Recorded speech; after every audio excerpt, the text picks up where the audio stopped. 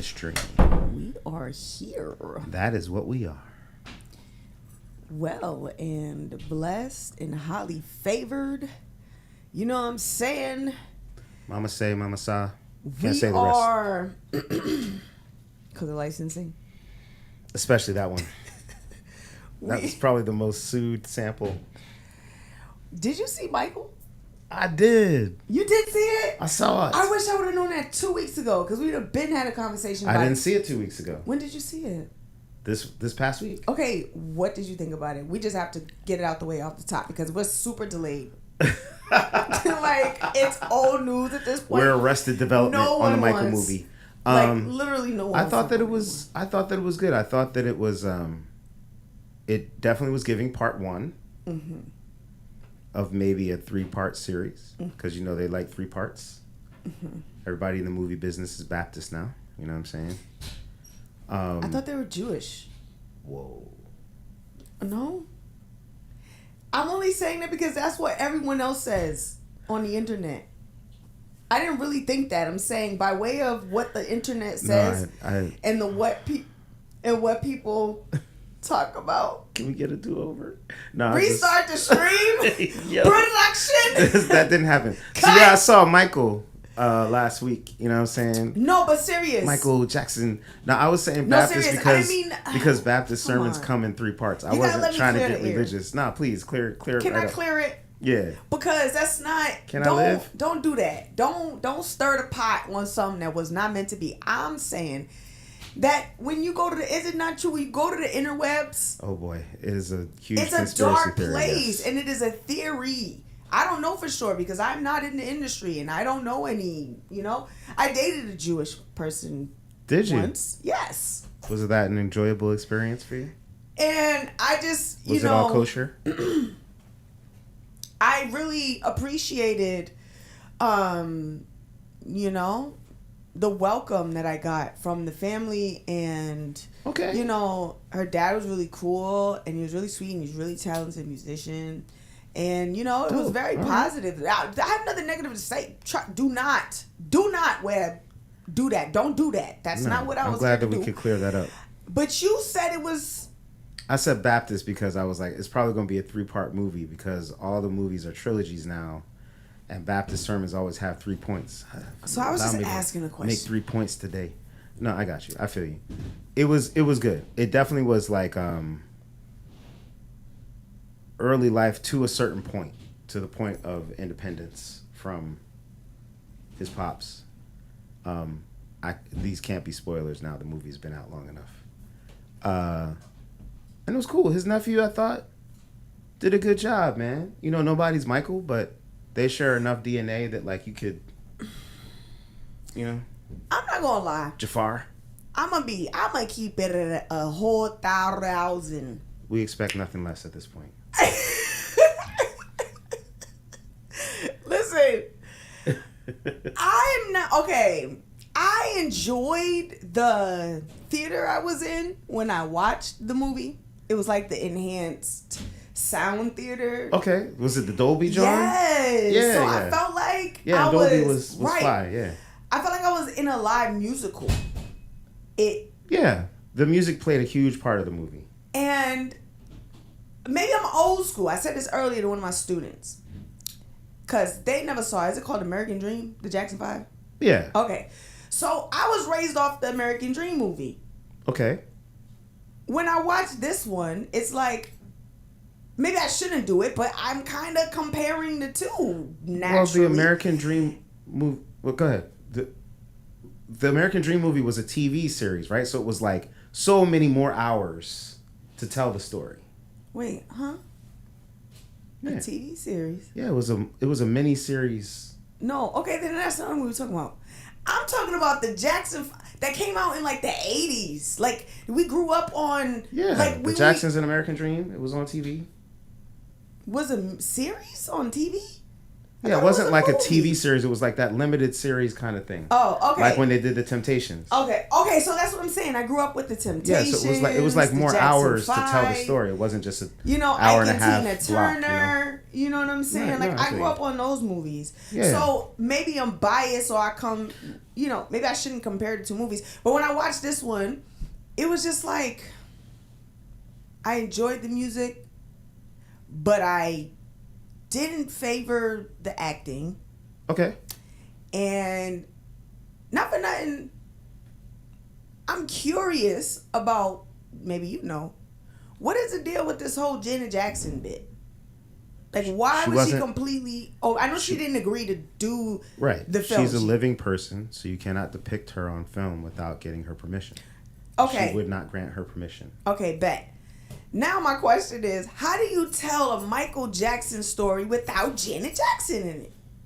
I mean, the complete story, though. I don't think that the goal was to tell the complete story, though. Okay, so let's talk about the goal. What was the goal of creating another Michael Jackson film? I mean, there's only been the Jacksons and American Story. You're right. So it wasn't a Michael Jackson film. It was this one. Mm-hmm. So I think the goal was to put his legacy on film, but it's from the anytime the family is like, we're gonna make a movie about our family member, it's not gonna be a Ken Burns, right? Like, it's not an objective biography.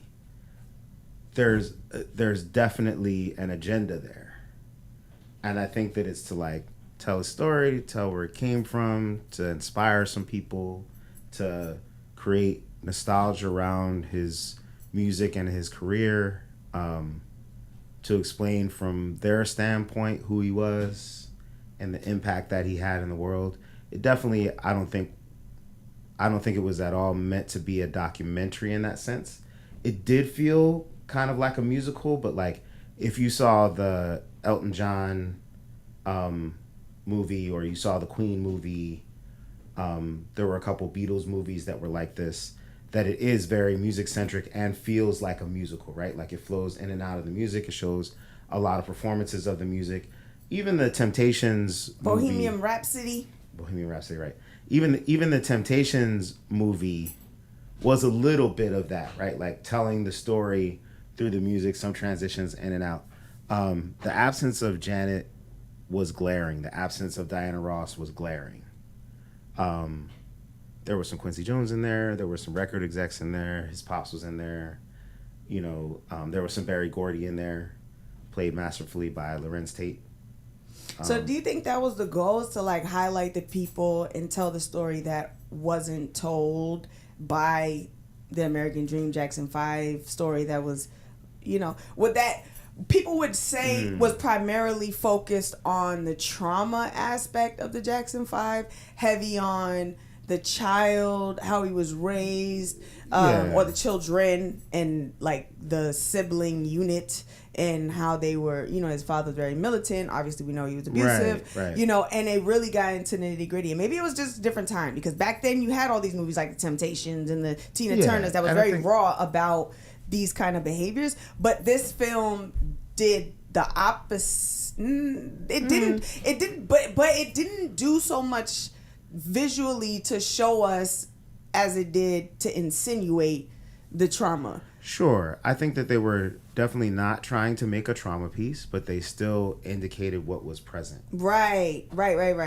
And the Jacksons was much more about his childhood. You didn't get any of his adulthood really in that one. Yep. Okay. Yep. You true. And this one was more of this is why, when he bought a ranch, he called it Neverland. This is why he was so into the animals. There's more explaining who he was as a person, as an artist, how he got there, more of what his process was, which is always going to be difficult to do, right, when the person is not present to help tell the story. And he never wrote a memoir from his own perspective. They seem to indicate that there were journals and some stuff that was left behind that gave them some of these insights. we definitely learned about, like his security guy was a father figure for him, right? Like we learned more about the Pepsi incident and how that all went down, and more about the things that people have a lot of rumors and innuendo and insinuations around his surgeries and his skin and et cetera, et cetera. So it was like, I think the goal of it was to very much humanize someone who is a super well-known figure that people have a lot of opinions about, right? And to kind of give a more human perspective. Like, this guy didn't just pop up out of nowhere famous. And like, if he was weird from your perspective, there's a reason. There's a reason why he was into what he was into. Why, there was a lot of showing his kind of like kindness to people, his caring for like kids in the hospital and, et cetera, et cetera. So, and they definitely indicated at the end, his story continues. Like, yeah, they're going to put out at least one part to this movie, if not two. They better, because I didn't like the way it ended. You didn't like the way that it No. You wanted more story at the end? I totally was over it at that point. But, congratulations out to the cast. But back to what I wanted to say when you named the security guard. That's one thing or piece of information that I guess I wasn't, like, I didn't know that his relationship with the security guard was as like close or bonded as it was. The way he protected him from his own father, like, it insinuated or suggested that he did that. Like, there was scene in the movie when the dad went to go like approach Michael, and the security guard kind of just like rebuffed him completely. Yeah, exactly. Like buffed out his chest to him. And so that was something that I didn't realize or didn't know that he had, growing up. And I don't know, I think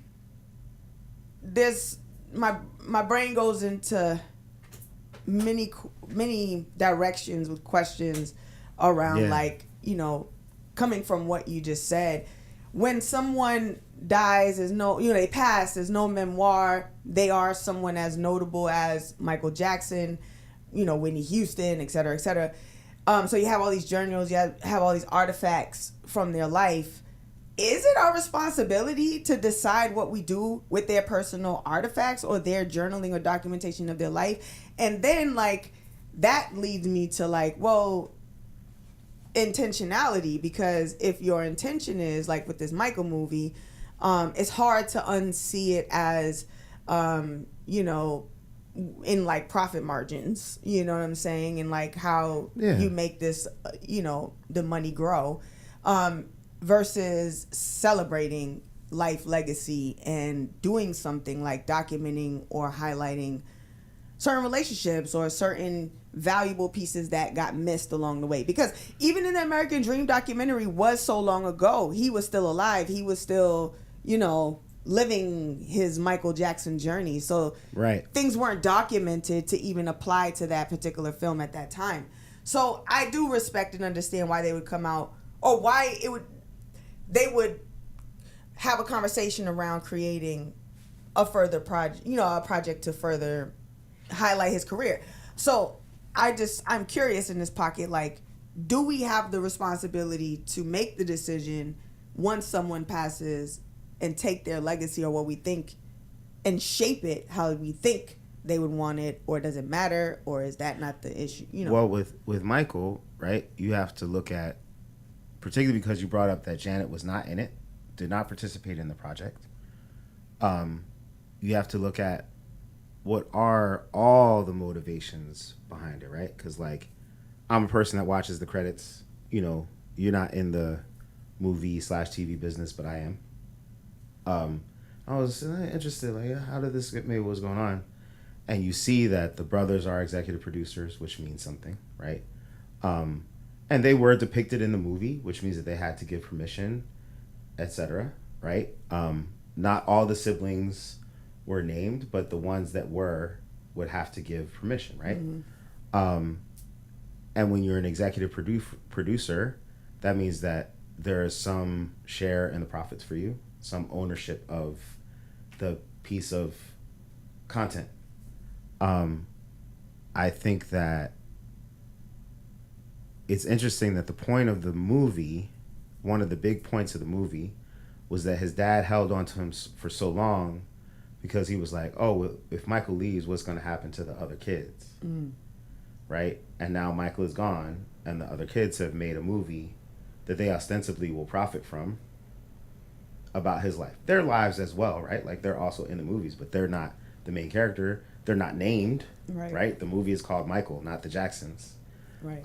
And so there is some criticism that comes in, some analysis that comes in of like, okay, well, why make this movie at this time, right? Like, what's going on? What's the deal? What's really happening? Yeah, it's interesting, man. It's really, really interesting. I don't really know what the answer is. I think sometimes you do have a responsibility to tell people's stories, but sometimes there can be an opportunity to tell people's stories. I think it's great when people get to tell their own story from their own perspective, what happened to them, what it meant to them, how it affected them. Michael passed obviously very suddenly. Same thing with Whitney. Did you see the Whitney movie? But before we get into Whitney, because if you bring up Whitney, then this is going to be a whole hour podcast on how I feel about. I mean, yes, I did see Whitney movie. I just said because I want to pause because we in it. We here. I see you in the chat. I want to acknowledge the chat. Shout out to Echo in the chat. Asked how we were doing. Gang. What it do? Yo, what up, Echo? How you doing? What's up, everybody in the chat? What's up, everybody that's not chatting but's watching? What's up, everybody that will watch on the playback? If you don't know where you are, I don't know how you got here, but what's good? You are welcome anyway. You are at the Phree Game Podcast. You dig? Yo, Phree Game. And my name is Phree, and I'm always joined every Tuesday, whether we're here in this dope studio. Event them. Shout out to Event Them Studios. I'm joined every Tuesday by with my man Stan. To my right, JG. What it do? Brat. You know what I'm saying? Big we JG. In here. We in here. And, like, I'm feeling proud of us because, like, we've been back on in motion for the last couple weeks. And, the first couple weeks is, like, we got to work out the kinks, stretch a little bit, rotate our wrists and our ankles. We've got to bend, touch our toes, resort to child's pose if we need to, work on our breath control. You feel me? Like, we got to do extra these days, especially because the numbers are numbering. Yeah, facts. In life. They really are, though. And the body is bodying. And the way the body and the number ratio is set up, I got to keep up. I gotta make balance work. Learning balance in this big old age is listen. And how do we do that? And how do we balance? Shout out to Echo. Welcome back. Thank you for joining us. We see you in the chat. We are doing. How are you doing? Echo wants to know how you doing. I'm doing. I mean, we over here talking about Michael. We gonna get into some things. We got knee deep into it right off the top. You dig me off the. No, it's an interesting and intriguing and contemporary subject. But thank you for asking, Echo. I'm doing all right. I'm busy. I'm in the flow. I'm in the grind. But I feel like I can stand tall. I can stand tall on business, on what I've been doing, on how I've been handling business, how I've been accomplishing things. And we're just trying to keep that momentum moving forward because I don't even want to think about what happens if we stop. And don't get it twisted. He means stand tall. Don't let the 5'5" fool you. He really like 5'11", 6 foot. You know what I'm saying? Did you just call me 5'5"? Huh? Don't get it twisted. You're making up stats. You feel me? Like from Philadelphia, Pennsylvania. Yay. Standing in at 5'5". Really? That's how tall you think I am? Thick abs and calves. Oh, pause. Okay. Whoa. Where did you get 5'5" from? You ain't worried about the thick abs and calves part? I mean. No, like, your abs is abbing. You know what I'm saying? Yeah. You feel me? With your five. I should have said 5'11". Why I say 5? I'm playing you now. All right, moving right along. It is the Freaky Podcast, and we here, and we acting up. You feel me? We in the game room. You feel me? I haven't addressed this room since we've been in it, and it deserves some dressing, if you will. Yeah. You know what I'm saying? It deserves a little Caesar and paprika, a little garlic powder. You feel me? A little sea salt. Some adobo. You know what I'm saying? We gotta stop using adobo and sazon. Why? Do they make better versions of it these days? Whoa. No. What? Why? Explain yourself. You about to get your card snatched right now. Explain why. Why are we not using adobo and sazon? What's going on? Because nobody wants to talk about how we love eating the things we raised on, but is it really good for us? Whoa, wow. This went to a whole different... This ain't on the whiteboard, matter of fact. This is not... I mean, if you're going to use adobo, you got to use it con cumin. You know what I'm saying? Like, that's very, very important. It's gone. Say it with me. Gone. Why do you want me to say it like you said? Because you gotta say it with a flavor and an accent. If I was speaking patois, I better say it with some accent. Con cumin? I better say it with some jerk in my tongue. No pause. Okay, sorry. That was bad. All right, moving along. Con cumin. Thank you. Okay. Clocky. All right, listen. We in the game room. Welcome to the game room. This is our set. If you like it, drop something in the chat to tell me you like it. If you hate it or you don't like, okay, we're gonna remove the word hate from my vocabulary. If you do not like the set, if you're not rocking with the set, please let us know. No, don't let us know. No, we need to know. We need to know what the people think. If they said, "Hey yo," on some real, that set corny as hell, dude. I mean, at least we would know. What would we do? Would we take it down? Would we change our whole... It's salty, high key. We talking about sazon? Going to give you high blood pressure. Yeah, she's talking about sazon and adobo. And the studio. Apparently, the set is salty. A salty set. No, I like it. It's flavorful in here, and I like that. You know what I'm saying? I like a little flavor. Everything in moderation, of course. Have you ever had chicken with no salt? No, why would I? It is don't ever in your life. Chicken with no salt? Yeah, anyway, moving right along. That's not what we're here to talk about. But we here. Echo, you been resting out there? Chat, anybody watching? Y'all been resting? Thank you, Echo. Echo loves the studio. All right, that's what's up. I love it. Tell me, are y'all getting rest? Enough rest? Because my question for the communities, the people out there in the world, to you, JG, are we good? Are we collectively okay out there in the world? Collectively.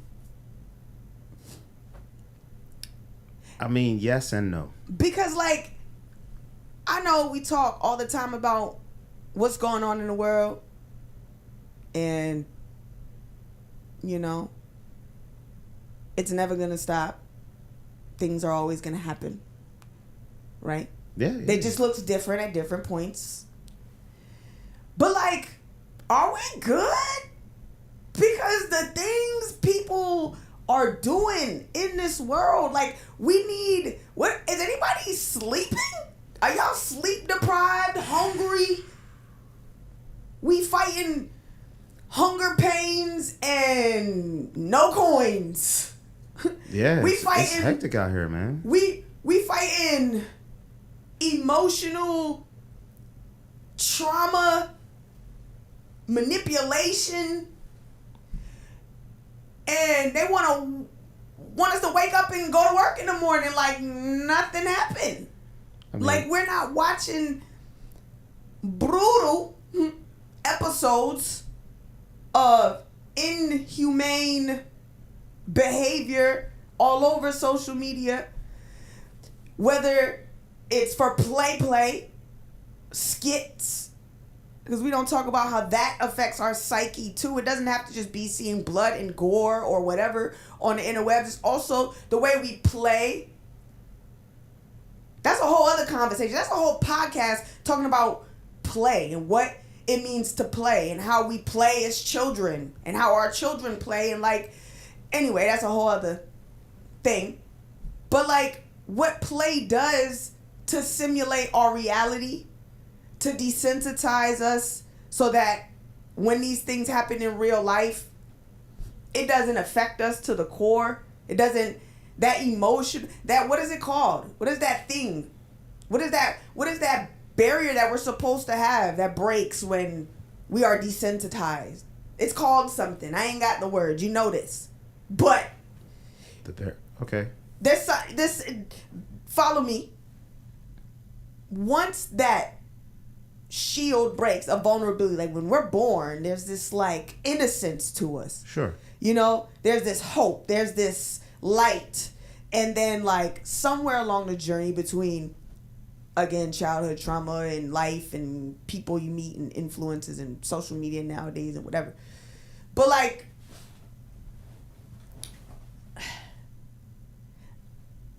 totally forgot where I was going with that. But the point is like, play, desensitization, reality versus fantasy or simulation or games, or like all this plays in a huge role in our mental health, in the way that we handle emotional moments or moments of distress. When we call for help, if, you know, there's certain stipulations that allow you space to ask for help. Like you have to meet a certain criteria, be it race, be it class, whether you can afford it, whether they believe you, whether you're a man, whether you're a woman, whether you're gay, whether you got anxiety, whether, you know what I'm saying? When people cry for help, what's the fine line between, like that term, crying wolf, right? What's the fine line between assisting because people are on this break? And I got somewhere I'm going with this, so again, please just follow me. Because people are crying for help or asking for help or reaching for help, and we don't reach back, or we don't activate, or we don't, you know, do something to respond to that. And then people lose it. They crack. Something devastating happens, you know, be it to themselves or somebody else, or, you know. And I didn't want to jump into this right at the top because we started with Michael. We're going to jump right into this because it's super important. Talking about what this happened in Cambridge, right? Sure. There was can I say that? I can say that, right? Yeah. There was a shooting in Cambridge yesterday where the guy, I'm going to read it right from it, and then we're going to get into it. The report, if you haven't heard about it, I don't know where you've been at, but you need to listen for a second. If you can, if you have the space. This is about trauma. It is about guns. If you can't hold that right now, please, this is the time for you to come back in a little bit. But this is what we finna get into at this moment. The reported incident involved a man allegedly firing 50 to 60 rounds from an assault-style rifle along Memorial Drive, injuring multiple people before being stopped by a state trooper and an armed civilian former Marine. That's a little excerpt gist without getting into the things. Immediately, there was footage, right? There was a video. It had to be like a 20 to 30-second video before they start chopping it down and makes it to the news and they censor a lot of stuff. There was the whole clip of him walking down the street, crossing the street, letting it off down the street. He didn't end to him being executed by the police. He's still alive. Oh, well, it appeared. He's still... See, that's... Thank you.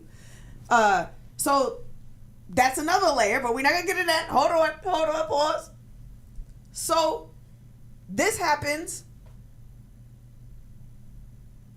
And I learned, I mean, if I'm wrong, correct me, because I'm just gathering a lot of information overnight, that he actually did call, or there was a report of a mental health incident with him, or that he was calling people to tell them about his ideations. And it was known the day before this happened that this was... Somebody saw him with the assault rifle. Somebody knew that he had suicidal ideation and did nothing to intervene. I don't know what you do. I'm not saying right or wrong, because I don't know what you would do to intervene at that point, right? For somebody that's on the receiving end in that moment.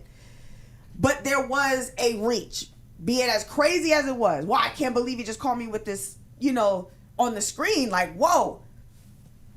But if you do nothing and this person is in distress to the max, and then the next day this happens and we're all like, well, he was a criminal and he pulled his criminal record. And I'm not saying that this is right, because this is down the street.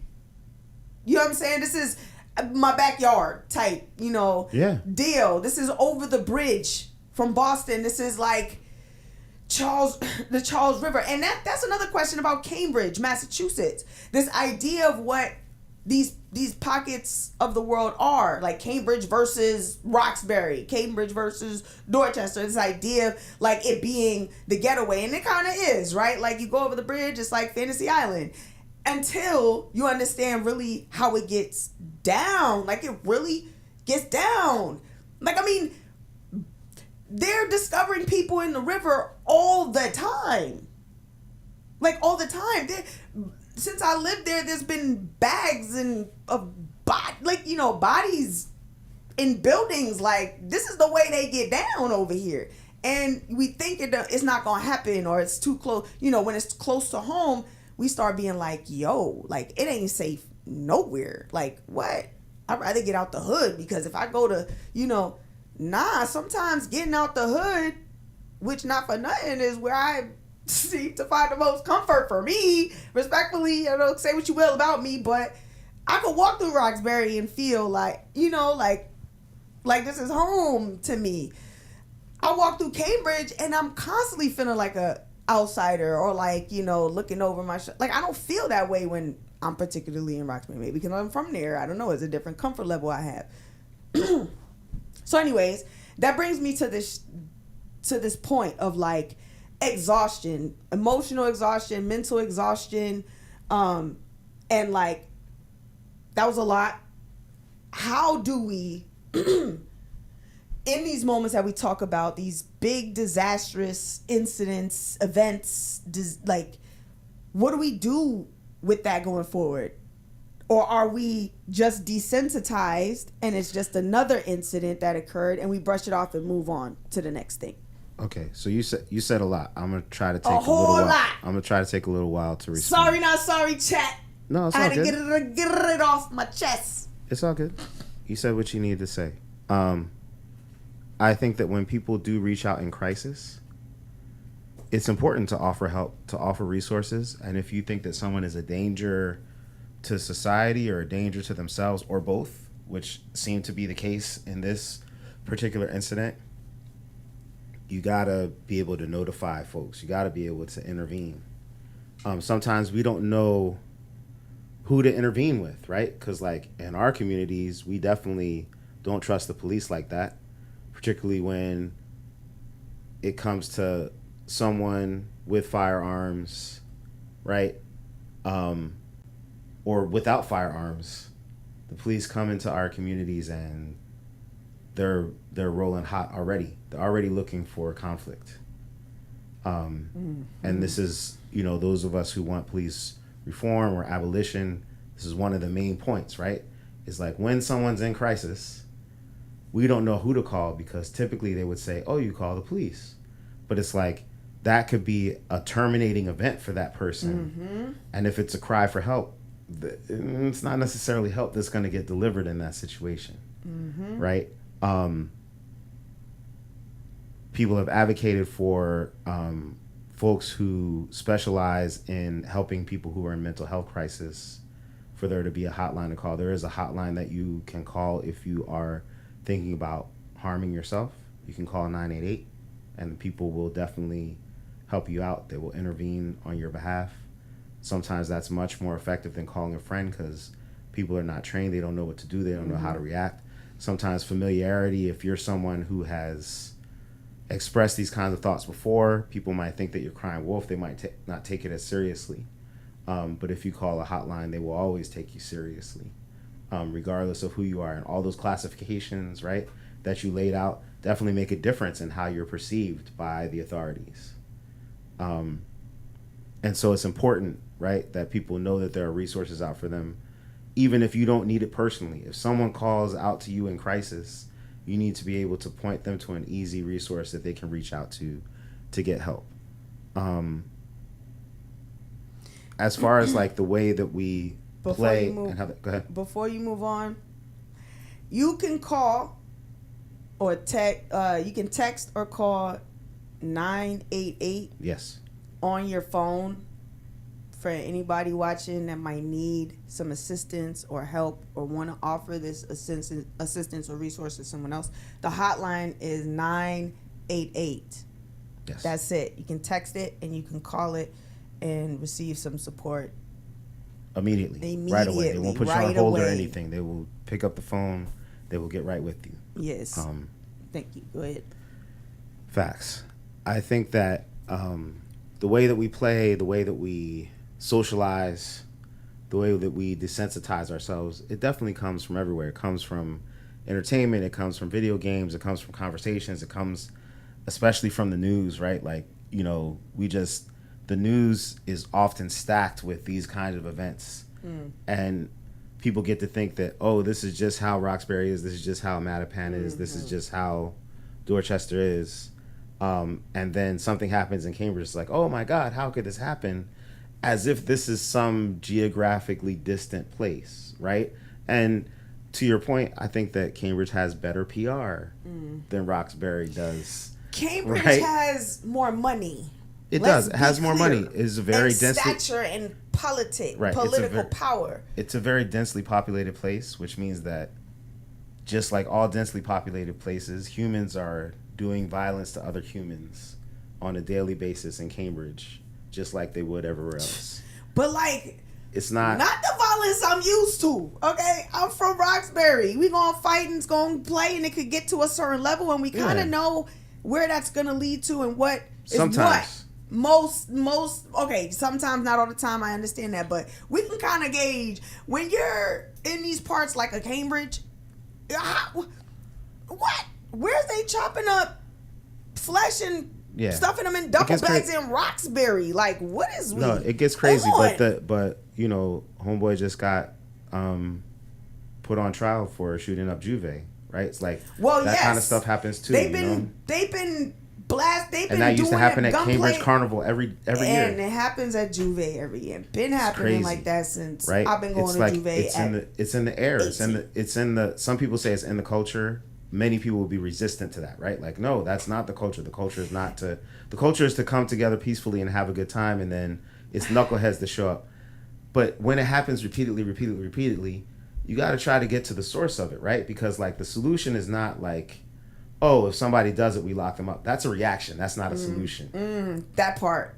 Because where's the rehabilitation part? Y'all mess up the rehabilitation part of accountability. You feel me? And like justice and like how we hold people accountable and like how do we, it's not about penalizing somebody for what they did, but also like how do we make sure they don't do it again? So like we got to get to the root. I sent you a thing about this, but we can talk about it more in depth next week after we get a chance to read up into it. But recently in the news, they were talking about in Baltimore where the level of violence has gone like super way down. And what they've done is they've identified the folks in the community that are most likely to do this violence. Because what they notice, right, is like you have a whole community of people, even communities that are known for high rates of violence. And that it's very few people, it's a very small percentage of people that are engaging in the violence. And so rather than saying everybody in this community is under suspicion, right? They actually went and figured out, okay, these are the people that are repeatedly engaging in violence. These are the people that are involved in that kind of lifestyle. Instead of sending the police, they send trusted members of the community, whether it be activists, whether it be ministers, whether it be, folks who are working in the community, to talk to these folks and be like, listen, they know who you are. They know what's going down, right? And like, you can either come get this help, come get this mental health help, come get this financial help, come get whatever help it is that you need to avoid these desperate circumstances that are leading you to repeatedly harm people, or they're going to come down on you with the full weight of everything that they can come down on you with. And what they've seen in Baltimore, they've enacted this somewhat in Boston as well, in Chicago, in other places. They've seen that it can be very effective. Now, in some places, it's just a pilot program. In Baltimore, they really went hard on it. And like, they have been kind of an exemplar for how you can turn the violence in the city, the volume down on the violence very, very much, very, very quickly. Okay, so whoever's running those programs to implement that, this is what I'm talking about. Everybody's so divisive. Like, okay, great, Baltimore, now come to all these other but they have it running in other places, but it's a matter of getting the funding, right? Like the government has to be hustle for it. The government has to be super behind it. $1 million off the corner off a mixtape that he burned. The CDs made him first $1 million, $100 a CD. You can get crafty with how to save lives and mental health. Sure. We can, but people don't want to do that kind of work. It's not exciting enough. Some people want to do that kind of work. And shout out to Nipsey Hussle. I was just saying, you know what I'm saying? Yeah, some people want you could do it. Some people do want to do that kind of work. Not everybody. In this society, money becomes a very important thing. So, like you're saying, fund it, right? Like, how do you get the funding to make? Because there's a certain level of risk to it, right? Like, if you said, hey, all you got to do is go talk to the roughnecks in the neighborhood and tell them to cut it out. Listen, so then just like not everybody is up for that. Just like you could tour with a mixtape and an album and a documentary and a new movie and a film, you can tour with some wisdom and a recipe to get us well. I'm not hearing none of that. I'm not hearing none of them excuses, none of the funding conversations. If you had to hustle to push that whatever to make you $1, then man, you could push this until it turned into $1 if that's what your goal is. I'm not hearing none of that. Excuse me, but nah, cause like I'm just so tired of excuses these days. Like, this is the era, and I say, okay, I know I'm going off, but it's like, for real, like, I feel like if I'm going to build something that has a huge impact, right, in Boston, for example, I run an organization, sure, and it's huge in Boston. I'm seeing how and it's impactful, like, as impactful as it's showing in the statistics on a city and state level that my program is providing something that is, for the greater good of this entire state or city or borough. I want to push that. How do we make it grow legs, right? And I get it, funding. I get it, guys. But part of it is like the Baltimore city government has undertaken this project, right? Oh, see, their responsibility is Baltimore. Then when the government's involved, it's like it gets sticky. You don't have enough freelance room to the Baltimore city government has to govern Baltimore. They can certainly show an example of how other cities can get down and do the same thing, but they can't really go elsewhere and implement it. They got a city that they got to take care of. Oh man, that's how things work, right? Like, we got to take care of our own neighborhood. Yes, and also I'm an and also aspect. No, I mean, if you have something that works, absolutely, please spread the word, spread the blueprint, show other people how to do it, other people how to get down, other people how to get funding for it. But one person can't be everywhere. We all have to participate, right? I get that. So that moving right along, shout out to organizations that be doing things to make the world a better place, like Trisha Hershey, right, with the Nap Ministry. The you know what I'm saying? Of Naps. What's going on? The Bishop of Naps. Do you want to talk about Naps? The Nap Ministry. I first came across them on the interwebs back in 2000 something. It was not yet the teens. It was maybe 2008, 2009. I came across them, and this woman Trisha Hershey had this idea. Yo, people are not resting enough, and as a black woman, and as black people, we have historically been denied a right to rest. And so rest as a form of spiritual repair, rest as a form of reparations, resistance, rest as a form of resistance. And so she turned rest into her ministry and started the Nap Ministry. And it is an example of, you know, people are coming together to be like, we are committed to resting. We are going to come to this place at this time, and we just gonna rest. Because this is what we're doing. We are not machines. We are not robots. Like, we need to, like, there was 6 days of working, on the 7th we rest. Facts. To restart. You can't restart or keep going if you're not replenishing. We already spoke about that. We don't got to hammer that in the end of this podcast, but we're gonna hammer it for this Nap Ministry because I think it's super dope. And as like people wouldn't like, when I was like, Nap Ministry. He was like, have you ever heard of Nap Ministry? I'm like, oh, what is that? Like, naps? Like, LOL, you know? What, for real? You serious? And it is a real thing. You know, it is a movement, a rebellion. Yeah. A protest. An uprising. You know what I'm saying? And going back to what we were just talking about this entire podcast, you know, with this previous conversation on the shooting, it's like not taking accountability from him and being like, oh, his mental health, but what are we doing out there? What do we need out there? What resources, anybody out there, do you need to be well mentally so that you can stay grounded and stand on? Is it a nap? It could be as simple, we think is simple, but is it? That's a whole other conversation. As a, you know, I got this 45 minutes in my day. I got kids and I got a job and I got this, that, and the third, and I got to clean and I got to do laundry and I got to, you know, cook dinner and I got to do all this before 6 o'clock, but I'm tired and, you know what I'm saying? My attitude is crappy. I think that there's a power to intentionally resting. Because what happens to a lot of us is we run until we cannot anymore. And then we sit down intending to do something and, oh, boom, I fell out. And I woke up and, oh, that wasn't intentional. I didn't mean to do that. And now you feel guilty about it. You feel more anxious because whatever it was that you were, quote unquote, supposed to be doing was now replaced by rest. And I don't think that rest replaces what you're supposed to be doing. If your body can't do anything but rest in that moment, rest is what you're supposed to be doing. That part. Right? And we have plans, we have aspirations, we have all these goals, we lay out a timeline, and we are often very, very hard on ourselves in what we expect that we can accomplish without resources. And by resources, I don't mean money, right? By resources, I don't mean influence. By resources, I don't mean power. I mean these internal resources that are only recharged in certain ways, right? Something that you need to recharge your inner resources is rest. Another thing that you need is human connection. Another thing that you need is purpose, right? Another thing that you need is self-awareness.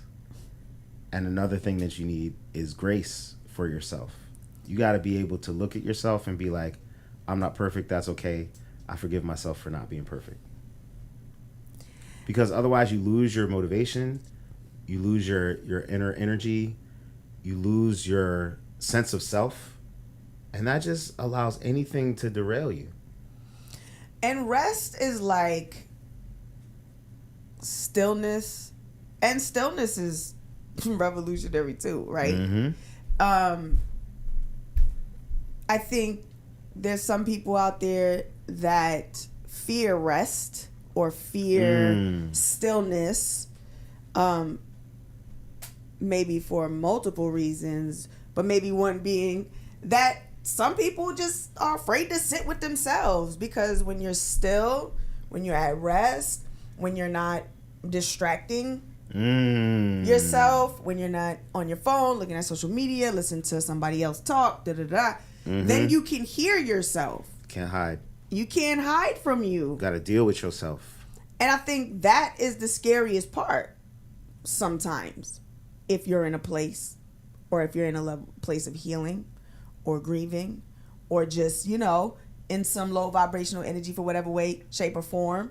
Like, your mind can be the ultimate. That is the strongest muscle we got in our body. It is the, you know, it is the most powerful muscle. Yeah. And if we don't learn to condition it in a way that is positive to us, and we continue to feed it, or continue to allow the cycle, right, that we get into, like, to repeat, and we don't do something to disrupt it, we messed up.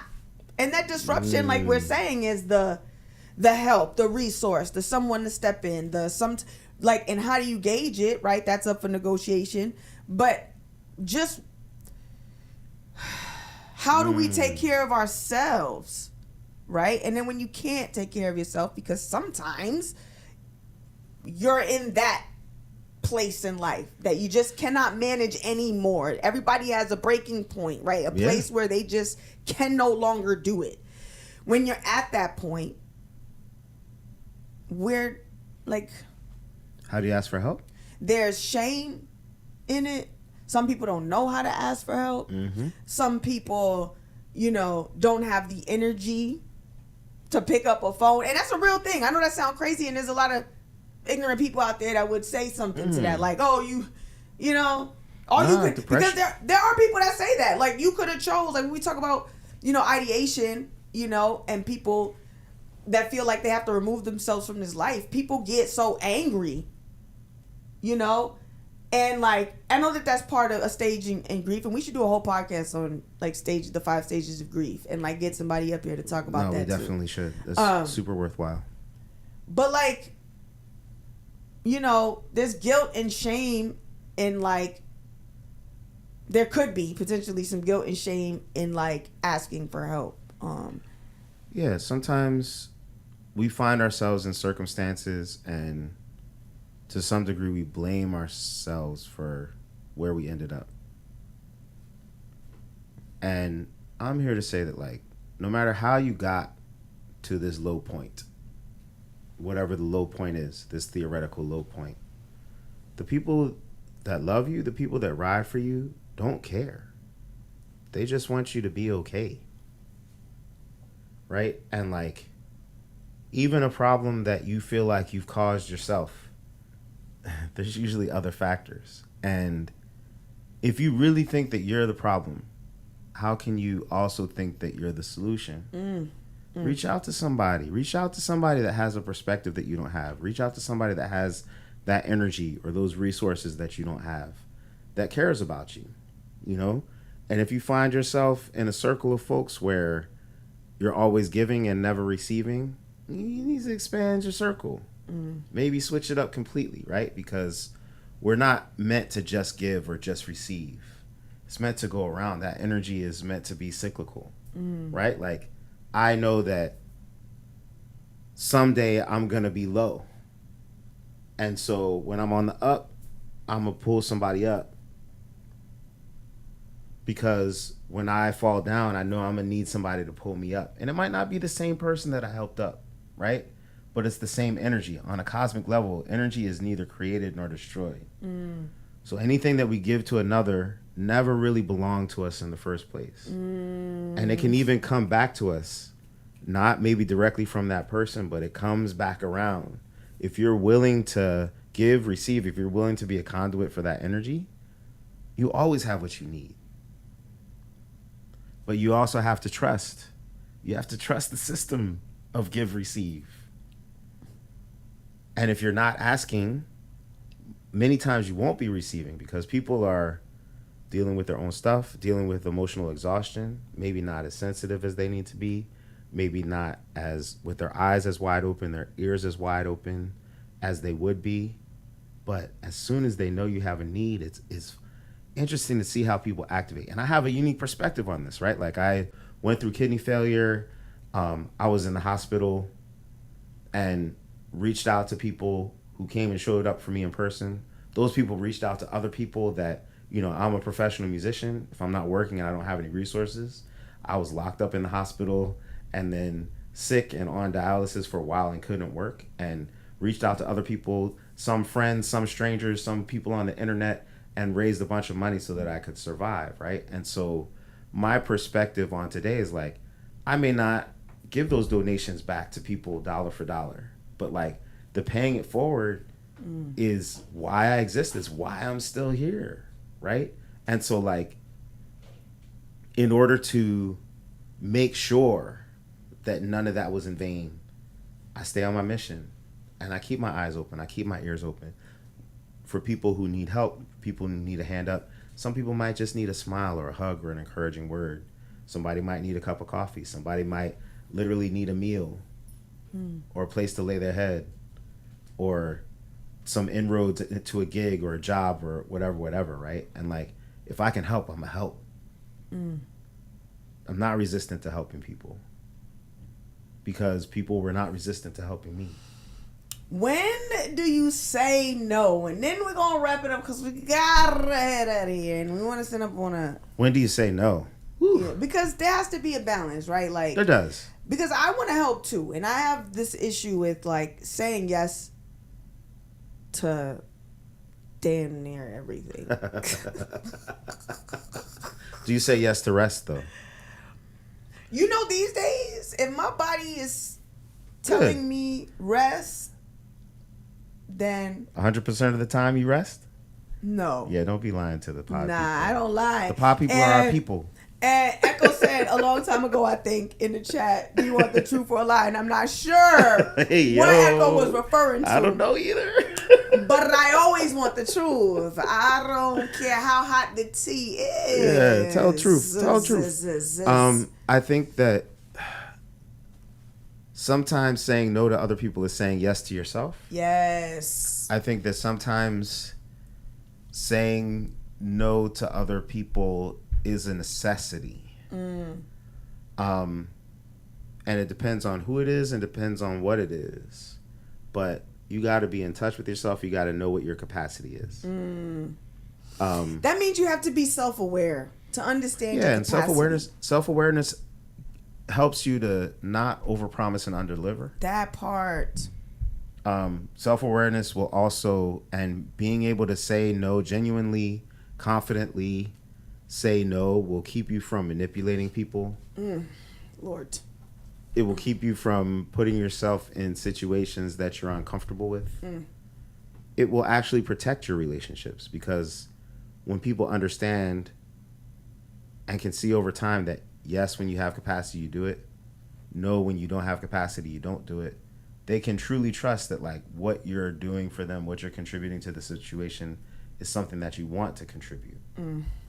Right? And I think that many of us, maybe all of us at some point, are guilty of people pleasing or going above and beyond, pushing beyond our comfortable capacity. And I'm not saying that you can't go out of your way for someone, right?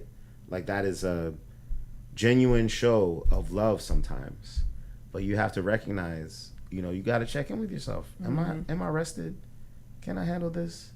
Right? Because like overextending yourself leads to resentment every time. And Lord. A question and ask is not a demand. It may be a demand from some people. You need to check those people. But it certainly is not a command. You get to choose what you do and what you don't do. Pick and choose your battles. But also pick and choose your tasks. Pick and choose your engagement. Pick and choose your... You know? But y'all got to get way more comfortable with yourselves so that you know, listen, it's okay. It's okay if you can't do the thing. Just be honest. I can't do the thing. Just be honest about it. Yeah. All right. We gotta get out of here. Right now? You gotta go right now? I mean, like, within Ready the next to 30 go to 60. right now. But how we gonna wrap this up is we still working, we still moving, we still growing. I thank you guys for growing with us. Forever gonna shout out our day ones. Cultivating. For those that are tapping in now and going back and doing their homework and listening to old clips and videos. I appreciate y'all. For those of you that is in the chat that, or those that leave comments on videos to give their opinions and thoughts, we shout out you and we love you and we appreciate you. Lord, I know we just dumped a lot. We said a lot. Mental health, Cambridge, blah, blah, blah, Nat Ministry. Tap into the Nat Ministry, no bull. Yeah, look up the Nat Ministry. Get you some rest. Trisha Hershey in the Nat Ministry, for sure. And, Exhaustion is not virtue. Exhaustion is not virtue. Exhaustion is not virtue. Take your ass to sleep. Praise be. And I love you. You're deserving of rest. You're deserving of joy, of feeling refreshed and replenished. You're deserving of your own kindness. You're deserving of someone who listens to you. To yourself. Someone who cares about you and cares about what happens to you. You're deserving of gentleness. Ooh. You're deserving of presence and voice and space and opportunity. You know what I'm saying? You are deserving. I love y'all. And I was about to go into prayer on this podcast Tuesday. You want to close this out in prayer, Deacon Phree? I just prayed literally in my head as I was, saying those affirmations out loud. But that is for y'all, I will that for you, will it for yourself. I'll be on here talking about the grace of God and may His coverage and protection be over you. And I don't like that. Not a lot of people might like that, but that is how I will close us out. You know what I'm saying? May the protection of God, cover us in this moment, in this world. It's spiritual warfare out here. It's warfare in the flesh. Is psychological warfare, emotional warfare. It's just warfare out here. And, call me what you will, but I'm always battle warfare with love. And figure out a way to craft it creatively to deliver it to you. You know what I'm saying? In hopes that you'll receive it and you will gift it and wrap it and creatively deliver it to someone else. And that's what we should be doing. Money is energy, y'all. I always say it to the people that, I have conversations with, like, yo, if money is your motivator, I don't know what kind of track you running. I can't help you. Money comes and goes. It comes and goes. It's supposed to, right? Love is forever, though. It shows up when it needs to. Yeah. And it will provide for what is needed and necessary and wanted and desired, right? If we meet the universe halfway, which means meeting yourself halfway, meeting your own commitments halfway, and stay true to self. Everything has to go that does not enhance. If it doesn't enhance, add, contribute, provide nourishments to. Let that go. Can I do a shameless plug? Shameless plug. I got no shame right now. Inviting y'all over to the City Winery in Boston on this Thursday. Come let us love on you with this 90s R&B. You know what I'm saying? We got a crazy lineup of musicians, and we're going to do this music that we love and let the love pour out. Going to be a lot of singing along, a lot of rocking side to side. Might bust out some old school dance moves. You know what I'm saying? But Thursday, the 14th of May, at the winery of City of Boston. You gonna hit the high step? Maybe. I'm definitely gonna be doing the Cabbage Patch. You know what I'm saying? Might do the WAP. You still don't want to tell me who's playing Lauryn Hill? Bus stop. No, you got Whitney in there? Come on, man. I know you ain't got Whitney in there. We're not putting out the set list. Can't do 90s R&B without. Never mind. How about Kelly Price? Well, that's 2000s, ain't it? Yeah, that is. You coming to the show? I'm coming to the show. Can I sit in the booth in the hot seat? You want to sit in the high seat? Sure, you can sit wherever you want. Just gonna say, can we sit backstage with you on the stage, but back like behind the drummer? You want to sit behind the drummer? What's it gonna sound like back there? I wonder. Probably not. All right. Yes, please go get your Pure Soul. This is the person that does the shows at City Winery. He's humble. Highlight him. JG, Jonathan Gremlin, the mastermind behind so many things. Yeah, y'all come out on Thursdays. We got something special for y'all. Don't cut me off while I'm giving you your flowers. I'm going to keep giving you your flowers as long-winded as I am. Thank you for the flowers. Deal with it. All right. Other than that, if you are not registered for the WOCW Womex of Color Weekend, let's go. June 3rd to the 8th. I don't know what you're doing, but you need to get your tickets. Get yourself registered. It is our 20th anniversary. We will have Kia Comedy straight out of Atlanta with the Andrew Fashion Show. Let's go. You will see light work on the runway. So y'all gotta pull up. I'll also be vending. So you can catch a light work hoodie or tee or some custom new pieces that will be out there. Y'all pull up.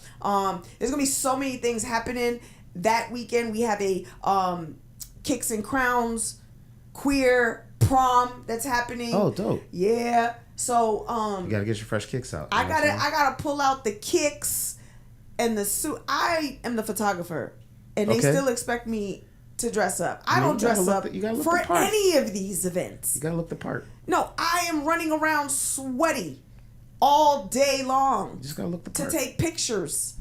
I don't want to be in suit and tie. As long as I got tuxedo. My suit and tie. But I know that I will be dressed.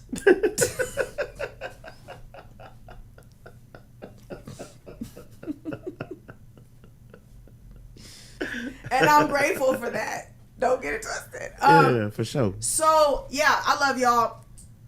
I appreciate y'all for staying. And for those that will watch again, that will watch this back, that's watching it now at the end, I love you. Peace and blessings to Phree Game Podcast. You dig me? And as I get up, don't be awkward. Just click your screen off. Hit the subscribe button. Hit the notification button. Hit whatever button you need to so that you can make sure you catch the next video, because I still can't give you a definitive time of when we're going to go live. So just make sure you got your notification bell on so you know when we popping up. You dig me? Next week is the pull up. Who knows where we gonna be? I don't even know yet, but we gonna be there. You dig me? Hey, let's go. Peace and blessings, y'all. Check. Peace.